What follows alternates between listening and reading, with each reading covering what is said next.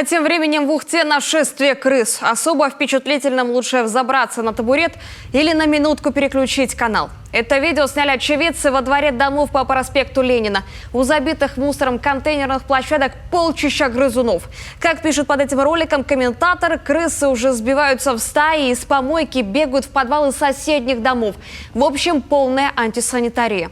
Мэрия Ухты на этот видеосигнал отреагировала тут же. Содержание контейнерных площадок находится на оперативном управлении Ухта-спецавтодора. Управление ЖКХ информирует, что часто гражданами в бункер для крупногабаритных отходов выбрасывается мелкий мусор, который разлетается при выгрузке, а потом разносится по территории, что тоже является причиной появления крыс.